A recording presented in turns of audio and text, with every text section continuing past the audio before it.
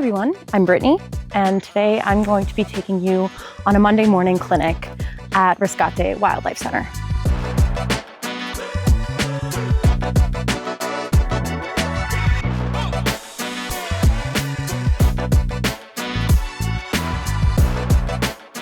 Now you might be asking why I'm the one giving the tour today and not Sarah or Sophie or Isabel, any of the vets really, and the answer is they're busy. That being said, I'm gonna try my best to give you a glimpse into their world. The Wildlife Center Clinic is probably a building that you wouldn't notice if you're walking around the sanctuary here, because it's completely tucked away from the public, from the tourists, and ironically, majority of Rescate's resources, time, energy, money goes towards the Wildlife Center versus the sanctuary.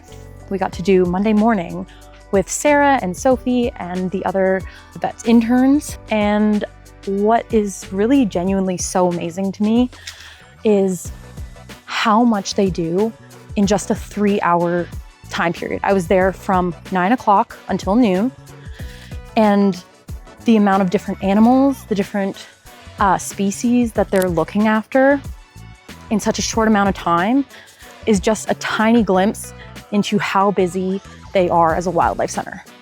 A tropical storm has just hit Costa Rica, which means it was very rainy and very cold. So step one in the clinic today was moving the baby monkeys inside so that they didn't get cold. And then first thing that got done was medication for the monkeys. So all of the interns were filling up bananas with different medications.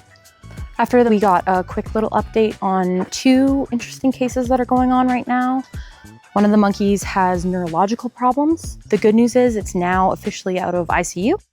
They've moved it into kind of the main tank so that hopefully it will start to socialize with some of the other babies that are in the clinic, rather than being completely isolated up in the surgery area. After the monkeys, Sarah, Sophie, and the interns went to go deal with a raccoon that had just been admitted to the clinic. Raccoons apparently are very common and also very commonly carry diseases. So one of the first things they did was test it for distemper. So the good news is the test seemed to come back negative, which is good for our furry little friend. That being said, Sarah did still decide to keep the raccoon isolated because apparently distemper is very contagious within mammals. And so it's really important not to get the other creatures in the clinic sick. After that, we moved on from mammals to some turtles, some reptiles.